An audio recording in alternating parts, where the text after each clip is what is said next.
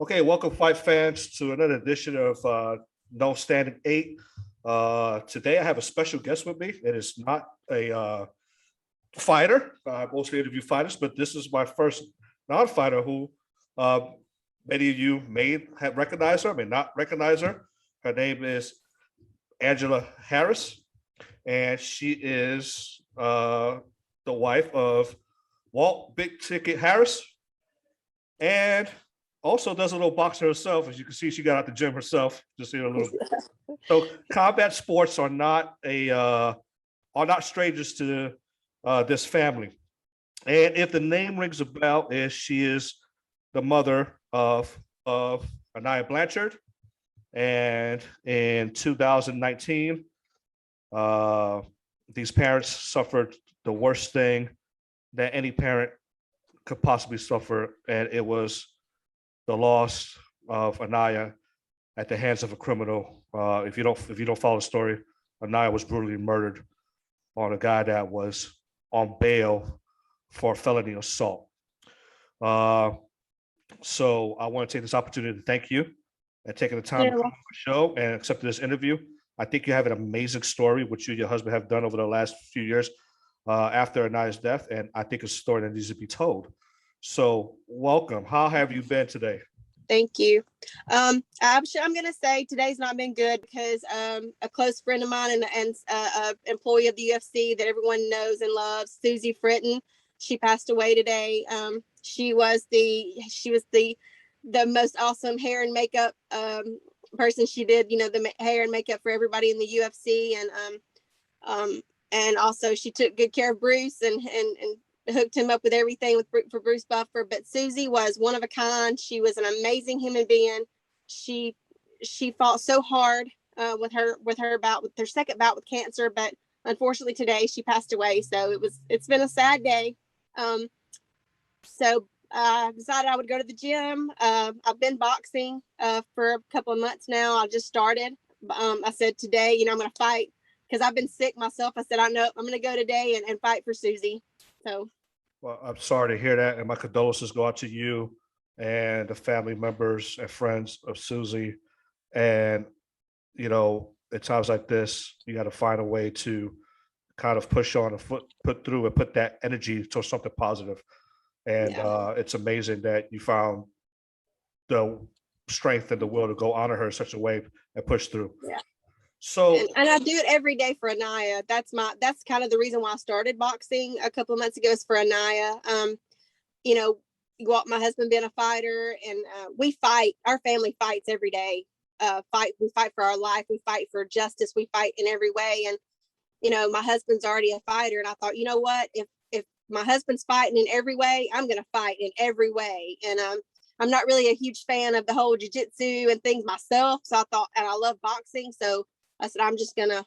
I always loved kickboxing. I said, I'm just gonna give boxing a try, and I love it. So now I'm physically fighting for Aniah as well as mentally and all that. So, well, that's amazing because while we are a fight platform, we cover all combat sports. Boxing seems to be our forte. So I'm actually talking to boxers today. So thank you for that. Yes, good. I'm finally a boxer. I'm a boxer now. Good stuff. So, like I had mentioned earlier, you guys suffered the worst situation a parent could suffer. Can you tell us, for the viewers that maybe are new to the story, can you describe Aniah to us? What kind of person she was? What kind of personality did she have? What were her hobbies? What did her friends and family think of her? It's funny. You just asked me that question, and on the way from the gym, I got a text message from a girl. This will explain Aniah to a T. In elementary school, so I got a message on Instagram from a girl. She said, "You don't remember me, or you don't know me, but in elementary school, Aniah was my character partner. They partnered up with different younger age groups, and they have this thing at their school called Grand Pals Day, where you bring just not necessarily your grandparent, but an older friend of the family or whatever in to show them your school and stuff. Well, nobody showed up for that girl that day, and Aniah walked with her and came to her grandpa's day, and and that's who she was. Aniah, she had such a big heart for other people.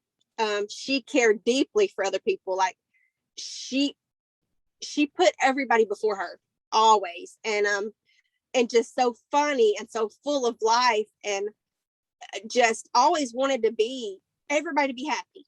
She wanted everybody to be happy and enjoy life, and if they weren't, it really hurt her. It really broke her heart. She just uplifted people, and for our family, she was it. I mean, as far as everybody, talking about aunts, uncles, cousins, not just our immediate family, but I mean, Aniah just like was the love of everybody's life, and because she was just that, she just had it. She just had that attraction. People wanted to be around her.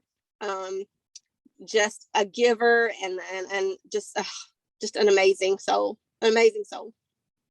Thank you for sharing that and giving our viewers and our readers a glimpse into who Aniah was and what her personality was. So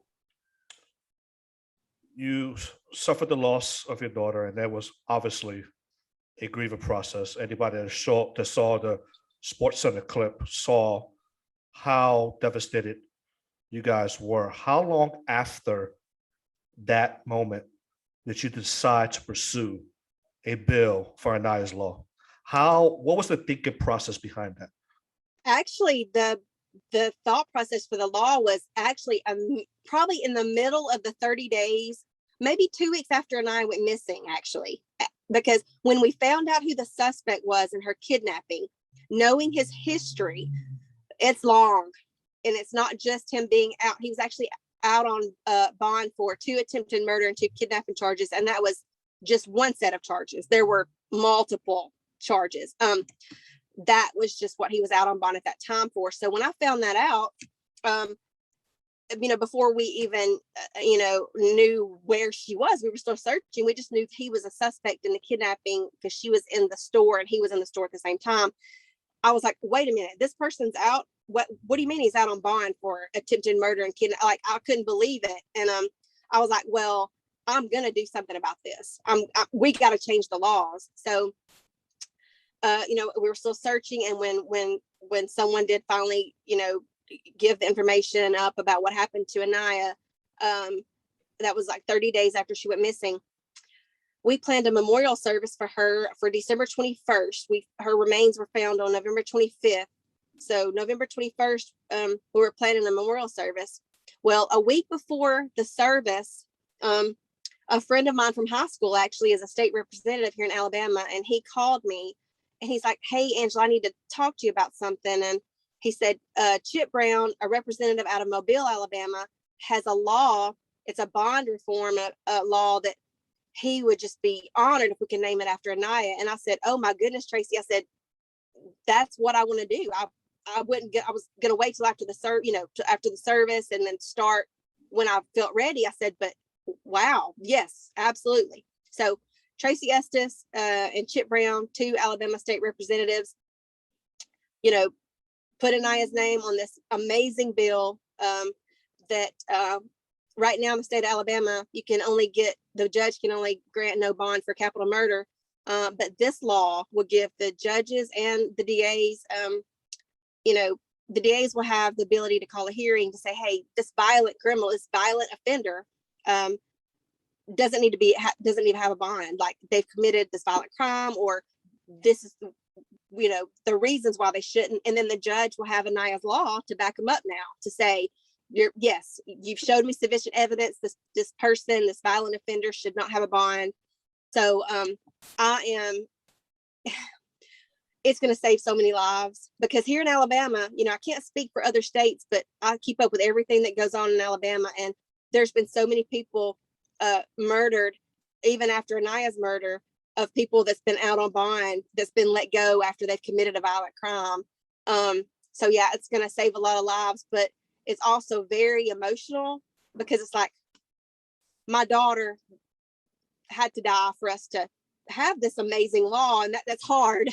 But it is, we didn't get a choice. We didn't get asked. He didn't, we didn't get a choice, and that, of course, Aniah would be here if we had a choice in it. And so, if she knows that, I know she is just smiling down from heaven, thinking like, yep, I had to be taken, and but my name and the situation can save a life. Absolutely. So, Absolutely. yeah. And it seems like everything you guys do is a team effort as a family. So Oh, yeah. you and your husband teamed up along with other folks to get this passed, and it was beautiful that you put that stamp, that final stamp, saying that Aniah had something also to do with this. So thank you. You're welcome. How long did this process take for it to, how long did it take, and how did at any point did you ever think, man, this is not going to happen, this is not going to pass? Yeah, because I'll tell you why. So Chip Brown, actually the state representative out of Mobile, had already the year before had tried to get the bill through, and it didn't pass through. And so the first year it was Aniah's law, and we were in Montgomery's the capital, and we were going to the Capitol during this, session. There were people opposing the law. There were people there that were opposing it, and I was worried. I was like, "Wow, you mean really? There's people that don't want this, law?" And actually, it was going smooth. It went through the Judiciary Committee. We went through the House unanimously, and COVID shut the whole session down. So he's like, unfortunately, they tried to get it that year to be on a special session, but it didn't happen.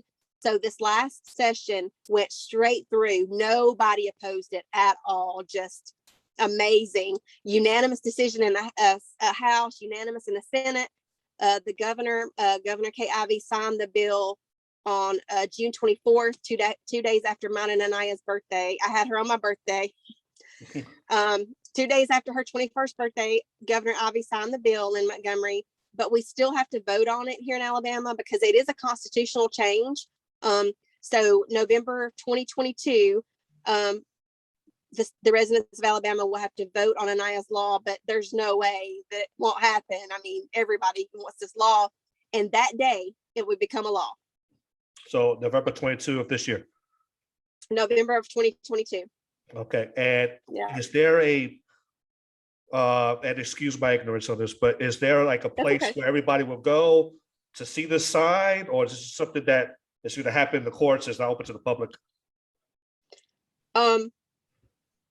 As far as voting, Yeah. So yeah, everybody goes to their different voting, places in their county and their cities. But the family and well, more than just the family, so many people are already campaigning for Aniah's law. But I personally will be traveling all over the state to campaign for Aniah's law. So everybody will know about it. I've already made I went to a few places only to talk about Aniah's law. But yeah, the campaigning will be ramped up soon. Okay. So from here to November 22nd, you're going to be campaigning across the state of Alabama to get as many votes as possible to pass this law. Okay. Right. Well, tell me, I saw your Instagram video of when the bill got passed.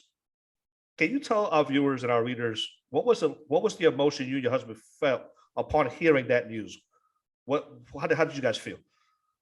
For me, it was weird. It was bad. Well, I fell on the floor crying because of hurt. It was such a mixture of emotions. I was grieving so hard in that moment for my daughter, and yet I was so happy that the bill went through all the way. It was the worst of the worst and the best of the best all together at the same time, and it was crazy. And I fell on the floor. Walt actually wasn't with me. I think he was at the gym. So when it was actually happening, but I was watching it live. The representative sent me the link to watch it live. I can't even describe it, and I just sobbed for hours. But like I say, it's so hard to accept that my daughter's gone and this is happening because she's not here, but also what an honor for her life to save lives. Exactly. Well, thank you so much for giving us some insight in how you felt, and I appreciate you talking about this, because I know every time you talk about this, it just has to cut deep, And Yeah. But I So mean, it's every day. I'm gonna be honest with you. Everybody, you don't have to apologize because it's constant for me. The pain is just there always, and it's never going away. And I'm always there. So I don't, you know, I love talking about my daughter. I always love talking about my daughter every day, every second, and the pain is never going to go away. It's always there. So yeah. what in your in your in your journey to get this bill passed, have you received any support from the UFC and or anybody from the combat sports community? How have they been supported, if any? Oh yeah. Wow. I mean, the UFC is a major support system for us.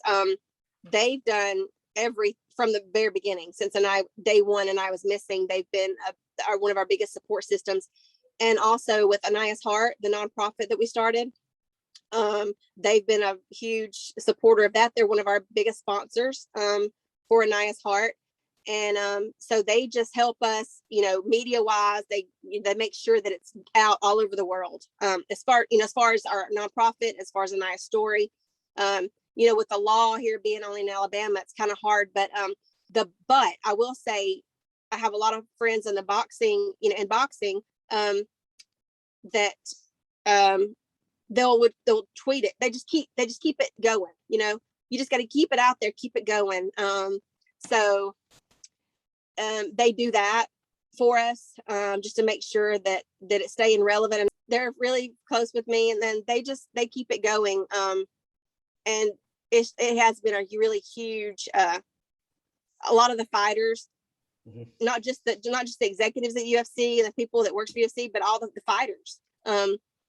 They just keep it going for us as far as just keeping her name, saying her name, showing her picture, and it's amazing. That's amazing. I'm glad that you get that support from the UFC and from people in the combat sports. Combat sports has a boxing and MMA. It's like a family, right? And we come together to not only punch each other in the face, but to support each other in those hard times. Because as you know, boxing is tough. It's not easy. I'm learning how tough that it is, and we're, we have friends like Deontay Wilder and his coaches, and they're here in Alabama, and they've been so supportive, and just make sure that we're taken care of. And so that's out of Alabama, of course, he's it for us here in Alabama, right. Deontay. So but been a huge supporter, and always has been, even before we lost Aniah's death. Deontay and Walt were very close, and always just a really close to our family. But since then, it's been a really huge supporter, and make sure we're okay. Yeah. And I'm glad you say that, because sometimes as combat athletes, they get a bad rap for who they are in the ring and their persona, but they don't understand that folks like Deontay Wilder, folks like Walt, they have families and they have hearts, and so that's great that you mentioned that. It gives fans a perspective of who these people are outside of the ring, so right. I'm glad you answered my question, because that was going to be my segue, because you are the CEO and founder of Aniahs Heart. Let's talk about Aniahs Heart. What does that charity do? What does that nonprofit, what does it focus on specifically? Okay, so when Aniah, and this came to me also when Aniah was missing, and how how she was kidnapped to Kenya. I was like, I heard her say to me, this is not okay. Like, you have to do something about this, about what happened and the safety issues. And so from then on, I knew it. I had it in my heart. I had it in my mind already what it was going to be called, Aniahs Heart, because Aniahs Heart was so big. It was no thinking about it at all. It was like Aniahs Heart. That's what it is. And the logo is actually her and I. Our birthdays are June 22nd, so it's 2 2s that make a heart. So it's all about teaching people personal safety education and situational awareness and self-defense. And also we have a search and recovery team and support for families who have missing loved ones. So that's it's a lot, but that's it. So basically teaching people to be aware, like, I think that's the biggest thing is around here, people just don't think things like that can happen to them. And then they don't know what to do when they do get in a situation. So that's what I teach. That's my part of it, though, is the teaching you your safety tips and being aware of your surroundings. And I do go to the self-defense classes, but I don't teach them myself. I just tell Aniah's story. But the search and recovery, and the families, of course, that have missing loved ones.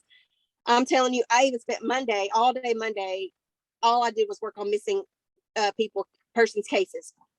And then like tonight when I go home, I've got to work on it because there's so many people missing just right here in Alabama. It's so overwhelming, but I want to be that support because the police can only do so much. And the families are like, well, why are they not doing this? And why are they not doing that? Well, I didn't understand it either when Aniah was missing. I wanted to know, why can't they do this? Why are they not looking for my child? What's wrong?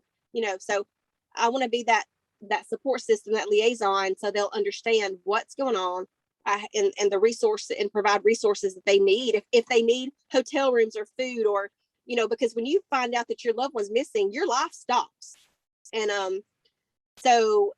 and then there's the search part. If we've done so many searches, we've helped find people working with law enforcement and on our own. I can do that. Walt can't. He just can't. His heart just can't take it. He did go on a few searches and it was just too hard for him. But for me, I just have that in me for some reason, that I can go out and look for someone, even knowing that we might not find them alive. I just know that mom and that dad and that family, they just want to know. And so that's what keeps me good, during the searching and the recovery part of it. Thank you for sharing that. And how's the big guy doing? How's Walt in all this? He's doing okay. I can't say he's doing okay. He's just like we're just trying to take it. I can't even say day by day. It's really hour by hour. Basically, it's not a day by day thing, because that's hard. And Aniah was his baby. He raised Aniah since she was 3 years old, and he spent more time with her than anybody on earth. Because I'm the nurse. I worked so much while Walt trained, to get himself where he is in the UFC. I worked as a nurse, and him and the kids, and him and Aniah took care of everything. And oh gosh, I just can't even describe the bond they had. So, he's trying, but he's trying to he's taking a break right now mentally, yeah. And I think that's good for him. He needs to, because he didn't really slow down. All he knew was, I got to fight for my daughter. I got to fight for my family. Right. So now he's kind of seeing, wait, I need to hold off and just takes a little bit of time for myself and to grieve. Yeah. Absolutely. That's very important. And that way you could rejuvenate and continue to fight. Right. Exactly. Yeah. So how can we help? Tell the viewers, tell the readers, how can we help? What can we do to continue to fight for Aniah? Everywhere, like being in a different state, even though we're in Alabama, Aniahs Heart is national. So, it does take, I'm going to say this, I will go and speak anywhere. If someone has a group, a school, a church, anywhere, if there's somebody that's listening that wants me to come speak to in any event, tell Aniah's story, talk about safety tips, let me know. We have Aniah's Instagram and Facebook and Twitter. It's just at Aniahs Heart. So they can contact me that way. I will go anywhere. I will even go out of the country. It's not a problem. And I'll tell you that I say out of the country because I get messages from people from every country. I had a lady from New Zealand text me last night. I had a man from France. We have friends in England. We have a lot of friends in England, actually. Russia. So, and I've teamed up with a lady, Carrie Pasquarillo, who is in Boston, who owns a global safety and security company. I've paired up with her because of overseas, people going overseas and needing to know about safety tips when they go overseas. So into other countries. So, that way they can help to get Aniah's story. I will come and speak and tell her story. And also it does take funds. So, I mean, we are a nonprofit. So to help be able to do that, to give, if they want to give anything to Aniah's Heart, they can. We have a PayPal, and we have Aniah's Heart website. They can go on there. It's actually aniahsheart22.com. So they can look at the beautiful website, and it'll tell you how to donate and give. And if you want to come and if you want to volunteer in any way, there's so much you could do. We could plan events. We can do Zoom meetings in different states. Just if someone wants to be a part of Aniah's Heart in any way, they are welcome. So I just appreciate the help. All right. Well, I'll make sure that our viewers and our readers are aware of that, and I'll post the links to the websites to make sure they know where to go and how they can help. And Okay.